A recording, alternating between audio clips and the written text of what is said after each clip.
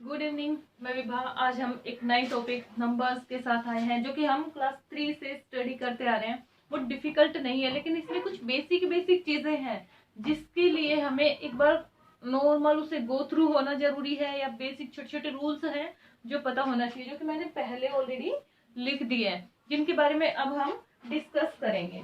आप देख सकते हैं नंबर सिंगुलर और प्लूरल ये होते हैं। सिंगुलर किसी एक के बारे में बात की जाती है, प्लूरल वन प्लस एक से ज्यादा की बात की जाती है, तो हम यूज करते हैं। उसके बाद मैं आपको बताती हूँ, सबसे पहले हम एस का यूज करते हैं। कोई भी, जैसे आप कैट का प्लूरल अगर हम बनाते हैं तो CAT पीछे हम डॉग की बात करते हैं, डॉग DOG। इसके बाद इसका अगर हमें प्लूरल बनाना है तो क्या करेंगे, हम एस का यूज करेंगे, डॉग्स। लेकिन अगर हम नेक्स्ट देखते हैं, कुछ वर्ड होते हैं जिनके लास्ट में एस, SH, CS, X इस तरह के वर्ड होते हैं, तो हम क्या यूज करेंगे, उसके बाद हम ES का यूज करेंगे। ठीक है, जैसे कि बस, बुश मैं लिख देती हूं, उसके बाद बंच हम चेंज करके देखेंगे, बॉक्स TOPAZ, टोपस। ये वर्ड्स हैं कुछ, इनके सभी के एग्जाम्पल मैंने लिखे हैं। जैसे देखिएगा, बस, बस के लास्ट में एस है तो हम क्या यूज करेंगे, BUSES, हम क्या लगाएंगे लास्ट में, ES। Next word BUSH, last में SH है तो हम क्या लगाएंगे, BUSHES। Next bunch BUNCH, last में CH है तो हम क्या लगाएंगे, इसके लास्ट में भी हम ES लगा देंगे, बंचेस। नेक्स्ट X आ गया, BOXEX। नेक्स्ट Z आ गया, TOPAZES। हमने इन सब के लास्ट में ES लगा दिया। क्यों लगाया, S है, SH है, CH, X, Z। ऐसा कोई भी वर्ड होगा जिसके लास्ट में S, SH, CH, X या Z होगा तो हम लास्ट में ES लगाएंगे। नेक्स्ट हम देखते हैं, और भी एग्जांपल्स आप इनके देख सकते हो। चर्च हो गया, चर्च के लास्ट में भी ES लगेगा। ठीक है, इस तरह के ब्रश हो गया, बुश है, ब्रश है, BRUSH लग गया तो इसमें क्या लग जाएगा, ES। CHURCH, चर्च, CH है तो क्या लग जाएगा, ES। इस तरह के वर्ड में हम लास्ट में ES लगा देंगे। नेक्स्ट देखिएगा आप, O के लास्ट में हम ES लगाएंगे। कोई भी वर्ड जिसके लास्ट में O आता है तो हम क्या लगाएंगे, ES। जैसे TOMATO, लास्ट में O आया लेकिन उससे पहले कॉन्सोनेंट है तो हम क्या लगाएंगे, ES। टोमेटोज के लास्ट में ES लग जाएगा। और इससे रिलेटेड मैं कुछ आपको एग्जांपल्स देती हूँ। जैसे कि पोटैटोज, पोटैटो O है तो ES लग जाएगा, POTATOES। मैंगो, MANGO, O से पहले G है, कॉन्सोनेंट है, O से पहले T था, कॉन्सोनेंट था तो हमने ES लगाया, MANGOES। टोमेटोज TOMATO, O से पहले T है तो TOMATOES। टोमेटोज, O से पहले कॉन्सोनेंट आता है तो हम ES लगाएंगे। लेकिन अगर हम एक O के बाद हम S लगाते हैं, कई बार कब लगाते हैं, जब O से पहले कोई भी वोवल होता है। तो आपको एग्जांपल्स में दिखाती हूँ। जैसे देखिएगा, कुछ एग्जांपल में दिखा रही हूँ आपको, BAMBOO, CUCKOO, BIDEO, STUDIO, radio, RADIO, radio. Spelling में साथ साथ बोल रही हूँ, आप देखते रहिएगा। Ratio, RATIO, ratio. कुछ ये चीज मैं क्लियर कर देती हूँ।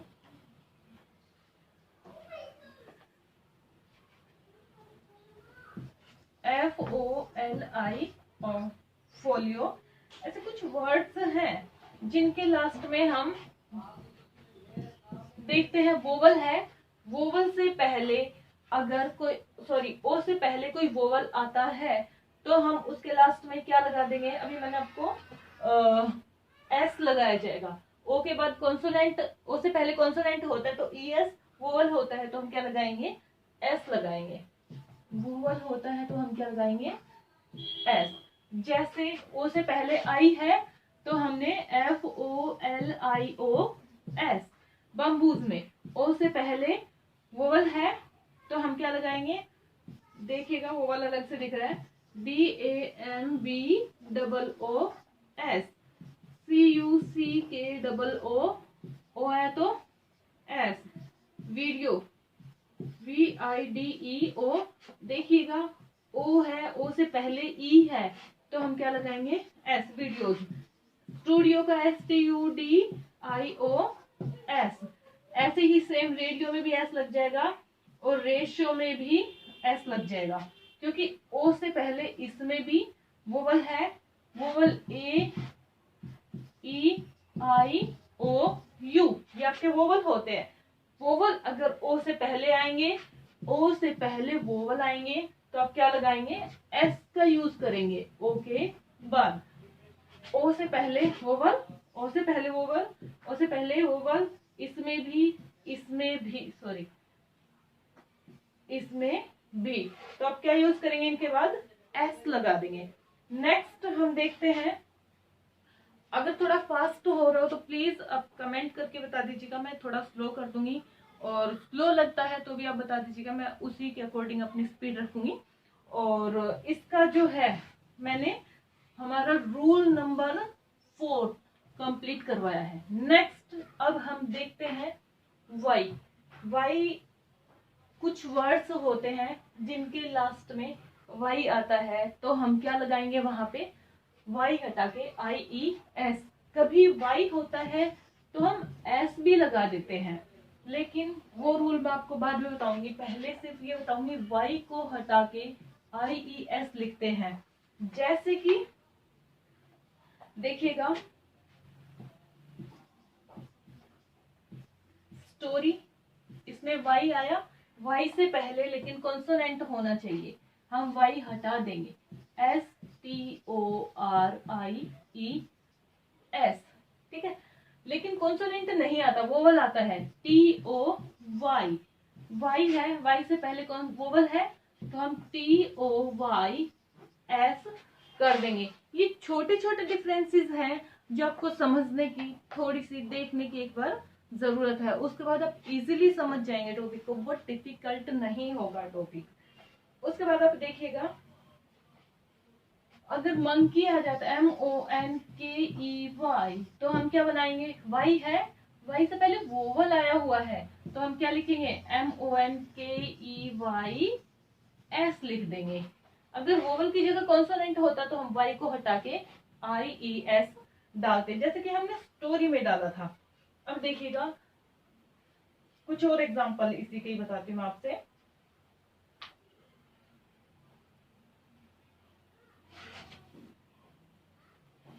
जैसे CT, CITY, वाई से पहले कॉन्सोनेंट तो CITIES, वाई की जगह हमने क्या रख दिया, IES। फैमिली, FAMILY, वाई को हटा के हम हटाएंगे, वाई से पहले कॉन्सोनेंट है, हटा के क्या रखेंगे हम, IES। FAMILIES। Next LADY, Y आया, वाई से पहले कॉन्सोनेंट तो क्या लिखेंगे हम, LADIES, लेडीज। क्लियर? अगर बॉय, टॉय, मंकी, ये क्लियर कर देती हूँ कुछ चीजें मैं आपको। बॉय है, वाई से पहले वोवल आ गया तो हम एस लगा देंगे, BOYS। टॉय में वाई से पहले वोवल आया, फिर हम क्या लगाएंगे, TOYS। मंकी में वाई से पहले ई वोवल आया, क्या लगाएंगे हम, एस लगा दिया जाएगा लास्ट में। क्लियर? ये बेसिक बेसिक चीजें हैं, एक बार आप हल्का फुल्का देख लीजिएगा, देखने के बाद क्लियर हो जाएगा टॉपिक। नेक्स्ट अब हम करते हैं एफ। एफ मेरा सबसे फेवरेट वाला है ये नंबर। इसमें किसी वर्ड के पीछे एफ आता है तो हम हटा के VES कर देंगे। जैसे कुछ एग्जांपल्स मैं आपको देती हूँ।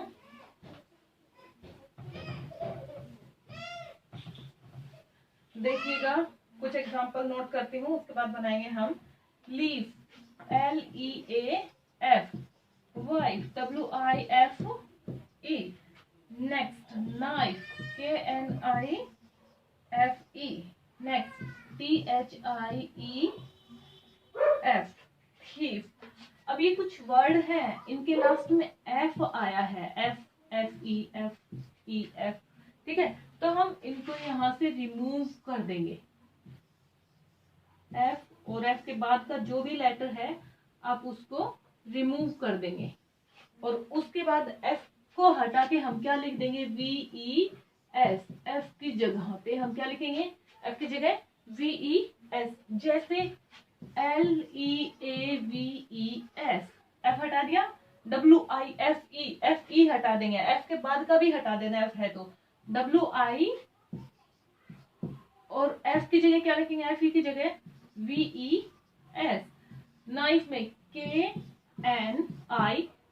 हटा देंगे, VES। थीफ में एफ हटा देंगे, THIEVES।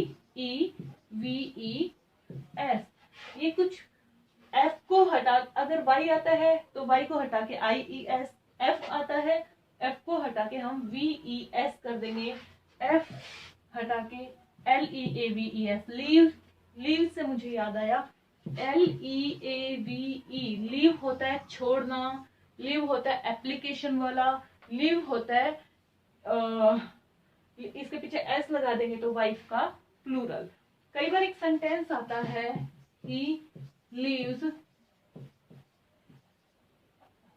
फ्रॉम हेयर, ठीक है, from here, he leaves from here. यहाँ लीव्स आ गया, इस लीव्स का मतलब छोड़ता है या निकलता है, तो घर से निकलता है। इसका मीनिंग देखिएगा, डिफरेंस। लीव्स यहाँ निकलना है, और यहाँ लीव, लीफ का प्लूरल, लीफ पत्ते का, पत्ती एक पत्ती लीफ, और लीव्स कई पत्तियां, ठीक है। एप्लीकेशन देना, लीव देना, वो भी लीव।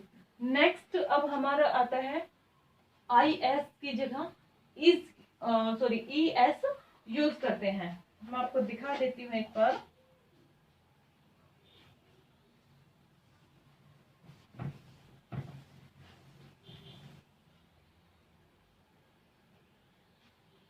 देखिएगा, कुछ एग्जाम्पल हैं।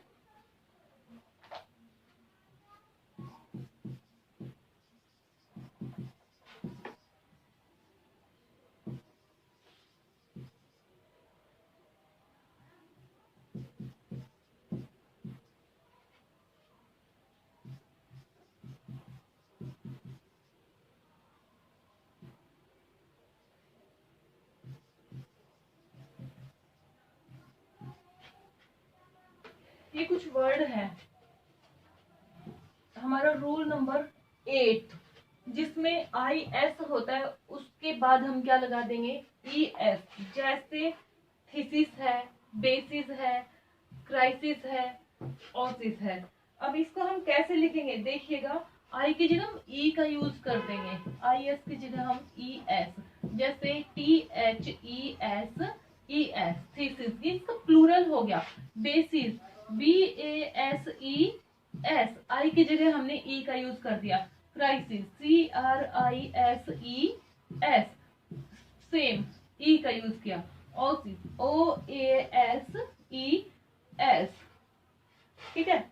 ये थोड़ा सा शायद कम ही आता है, हमारी 8th क्लास तक कम ही आता है ये। उसके बाद तो लगभग नंबर्स गायब हो जाते हैं हमारी ग्रामर की बुक से। ये लगभग मोस्टली 8th तक ही रहता है, 8th के बाद नंबर्स नहीं रहते हैं।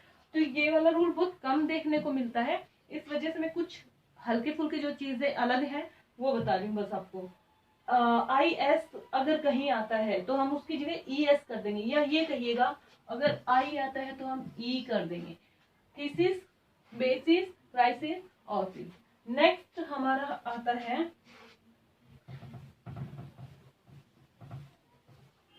देखिएगा, next in few noun internal changes होते हैं, जैसे मैन है, वुमेन है, टूथ है, ये इनमें थोड़ा सा चेंज होता है। ओ डिफरेंट वोवल्स का होता है, एक बार देख लीजिएगा। MAN की जगह ए का हम ई कर देते हैं। मैन एक आदमी, और एक से ज्यादा हो तो हम क्या यूज करेंगे, MEN। वुमेन WOMEN, वैसे वुमन नहीं विमेन होता है, WOMEN। टूथ इसकी जगह टीथ हो जाएगा, TEETH। डबल ओ का डबल ई। ऐसा नहीं हो कि विमेन के बाद हम एस लगा दे, मैन के बाद एस लगा दे, ऐसा नहीं होगा। मैन में ए का ई, वुमेन में ए का ई, टूथ में टीथ, ऐसे कुछ वर्ड्स होते हैं तो हमें ध्यान रखने हैं। उसके बाद नेक्स्ट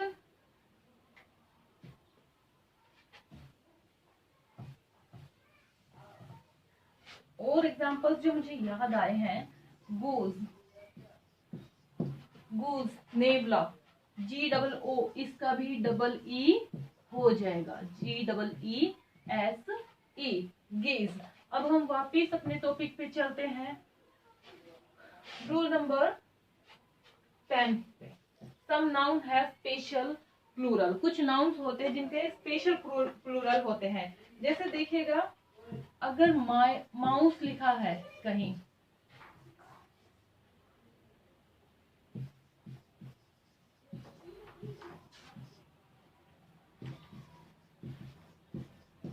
ये कुछ नाउन्स है, जैसे कि माउस है तो हम उसको प्लूरल करने के लिए एस तो नहीं लगा सकते, लाउस इसके पीछे भी एस नहीं लगा सकते, ओक्स में ES, एक्स का बताया था ना, BOXES, एक्स आ गया तो ES लगाया, ऐसा भी नहीं होगा। तो इनमें थोड़े से ये अलग होंगे। माउस का हो जाएगा माइस, MICE। माउस क्या होता है, रैट, चूहा, माइस चूहिया। लाउस क्या हो जाएगा, LICE, लाइस।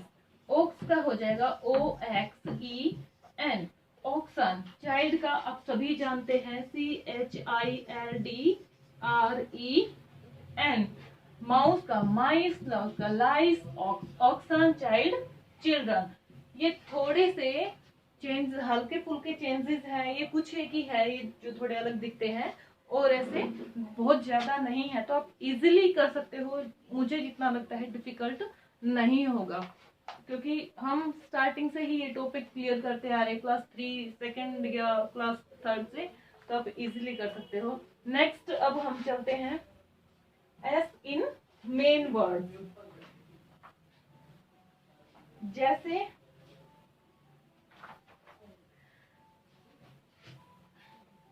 आपने देखा होगा कहीं एक प्लेट लगी होती है VIP एंट्री के लिए, VIP या MLA, ठीक है, या MP।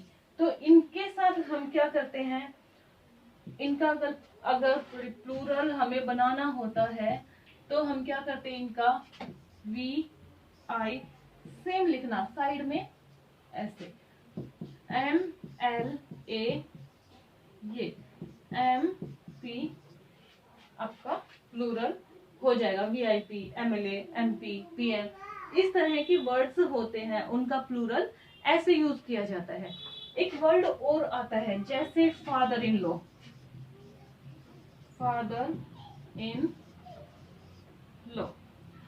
अब इसका अगर हमें प्लूरल बनाना है तो मेन वर्ड जो है, मेन वर्ड में हम S लगा देंगे, क्या हो जाएगा, fathers, FATHERS, fathers in law. ठीक है, मदर इन लॉ है, मदर इन लॉ है तो हम mothers, MOTHERS, mothers in law. Clear. ऐसे कुछ वर्ड्स होते हैं जैसे आपका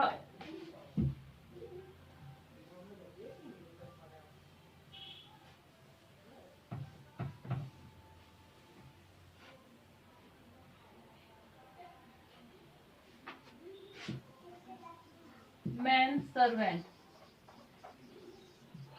इसका मेड सर्वेंट हो जाएगा, मैन को मेड, मैन मेड। क्लियर। तो इस तरह के कुछ नंबर्स थे जो मैंने नॉर्मल आपको चेंज करना था। एक बार फिर से बता देती हूँ।